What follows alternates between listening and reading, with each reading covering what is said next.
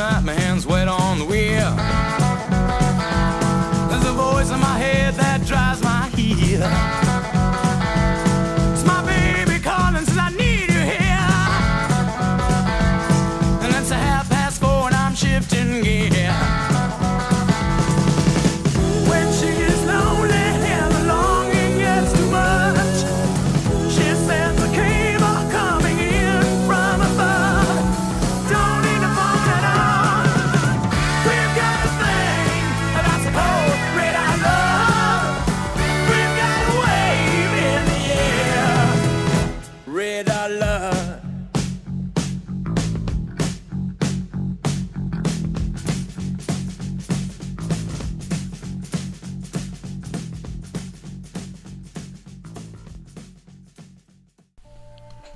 Olipa kerran kauan sitten hyvin viisas kissa, joka asui verisessä teurastamossa. Teurastamon omisti aikoinaan vanha pirullinen takinkääntäjä. Teurasta. Tuo vanha rähjäinen torttukorva potkaisi kuitenkin eräänä päivänä tyhjää. Hän jätti teurastamon jälkeensä vanhimmalle pojalleen. Keskimmäiselle pojalleen hän jätti laamansa ja nuorimmalle typerän kissansa. Kyllä nyt kelpaa. Ikioma teurastamo, matsoili vanhin veli Brutus. Ja minulla onkin oma laama. Huhihihi. Hihitteli keskimmäinen jyrken veli. No kyllähän teidän kelpaa, valitti nuorin pojan kloppi veljilleen. Mutta mitä minulla onkaan? Vain tyhmä kissa. Ei tarvitse vetää hernettä nenään. Kun kissa kuuli tämän, se sanoi. En ole niinkään tyhmä, herrani. Luota vain minun, niin teen sinusta todellisen porvarin. Mitä? Huudahti nuori mies. Kuinka tuollainen voisi tehdä minusta rikkaan? Anna minulle vain CD-soitin ja nahkasaappaat, niin saat nähdä. Vastasi kissa. Kissa puhui niin vakuuttavasti, että teurastajan nuorin poika uskoi sitä, ja jo seuraavana päivänä hän kävi ostamassa kissalle muhkeat nahkasaappaat. Iloisena kissa veti uudet saappaat jalkansa ja sanoi. Kiitoksia, herrani. Tästä lähtien minun nimeni on Saapasjalkakissa. Annahan minulle nyt se CD-soitin, niin näetpäs pian. Nahkasaappaissaan ja CD-soitin mukanaan kissa lähti kohti metsää. Metsässä oli paljon elämänhaluisia teinikanoja, jotka olivat äärimmäisen addiktiivisia huonolle musiikille.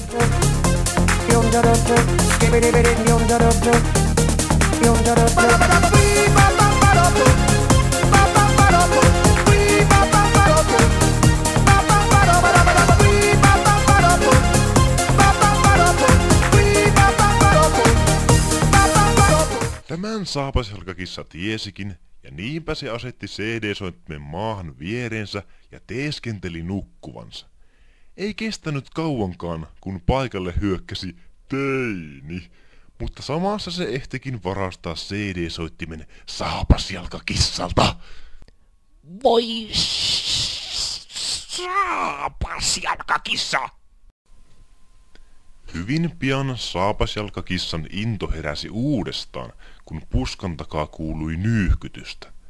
Hän arvasikin heti, mistä oli kyse. Puskasta kuului. Siis oikeesti? Ei se voi olla totta. Siis voi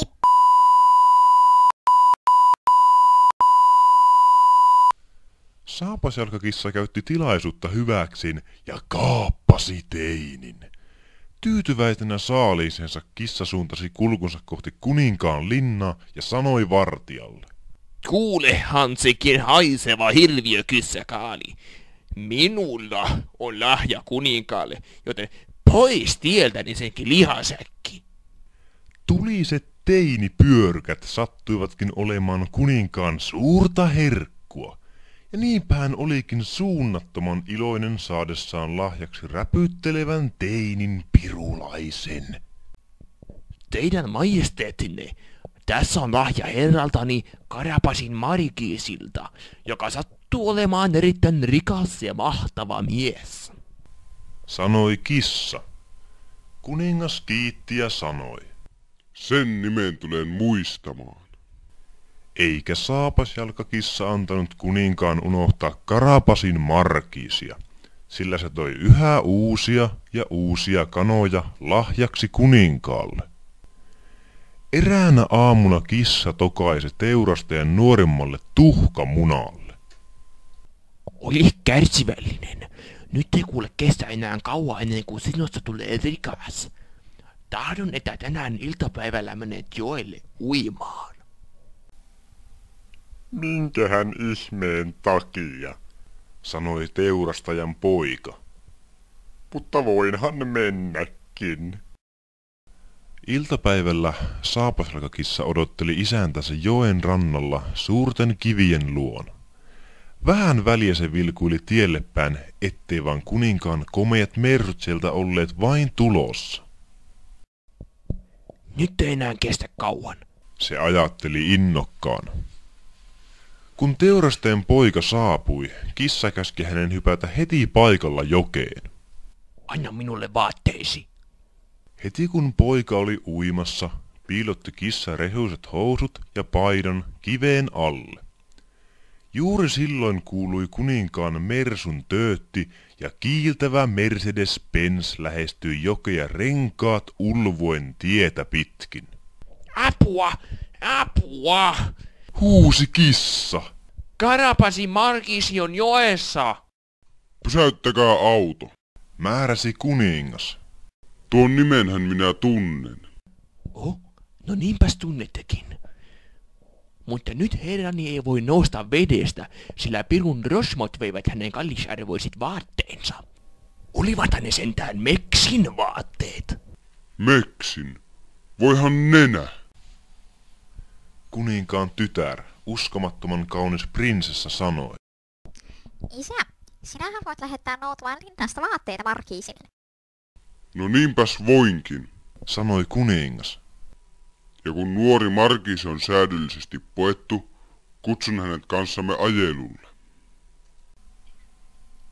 Ja pian teurastajan poika huomasi istuvansa nahkaistuimella komeassa mersussa ja katselevansa prinsessaa, jolla oli mitä ihastuttavimmat silmät, mitä kuvitella saattoi. Sillä välin kissa juoksi tietä eteenpäin. Ei tää helppoa mullekaan. Ja sanoi kaikille talonpojille.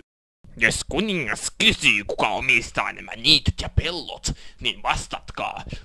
Karapasin Markiisi, tai tulen huomenna takaisin ja hakkaan teidät kaikki tohjoksi. Kissa puhui niin pelottavasti, että kaikki tottelivat mutisematta. Kas kummaa. Kuningas seurueineen sattuikin menemään näiden talon poikien ohi, jolloin he yhdessä kuorossa siististi D-mollissa lauloivat nämä sävelet.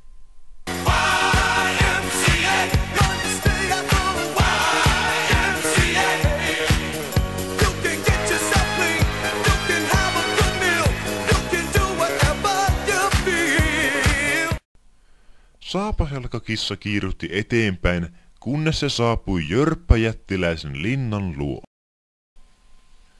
Jättiläinen oli tunnettu mulkvistisuudestaan, mutta hänet oli helppo imarrella näyttämään taitonsa taikurina.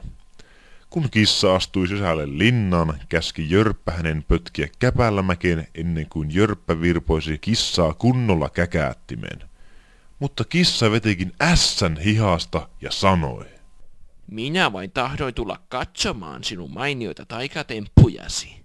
Tämä sai jättiläisen hymyilemään ja kissa jatkoi. Jotkut sanovat, että sinä voit muuttaa itsesi eläimeksi. Niinpä voinkin. Mörähti jättiläinen. Leijonaksi, elefantiksi, mangustiksi, muuraiskarhuksi, mursuksi, opussumiksi miksi tahansa. Ehkäpä, sanoi kissa. mutta entäpä pieneksi hiireksi? Se taitaa olla liian vaikea noin isolle könsikkäälle kuin sinulle. Bohoho, mitä vielä?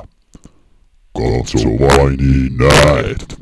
Heti kun jättiläinen muuttui hiireksi, syöksyi saapasjalkakissa sen kimppuun ja veti sen naamariinsa.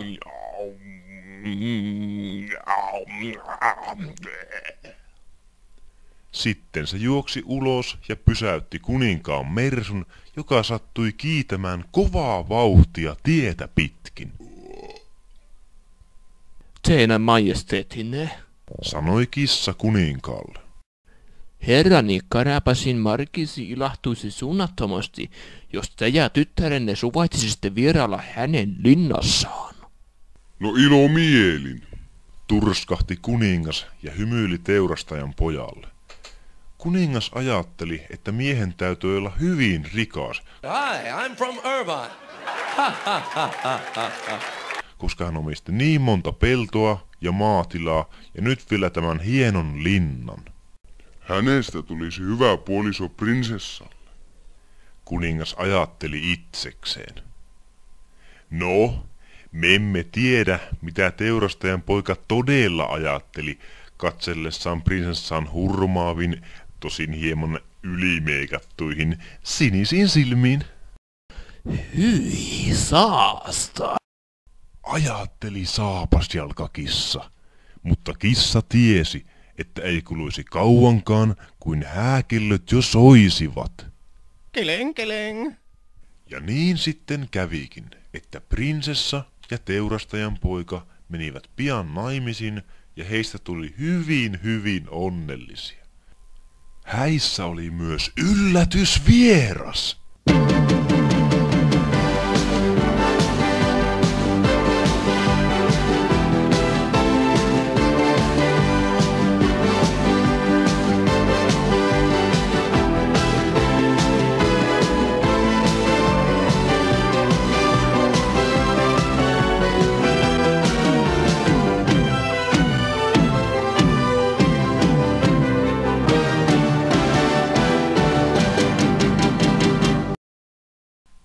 Myös saapasjalkakissa oli hyvin onnellinen ja siitä tuli niin mahtava, että hänen silmistään lensi tulipalloja ja hänen hanuristaan salamoita.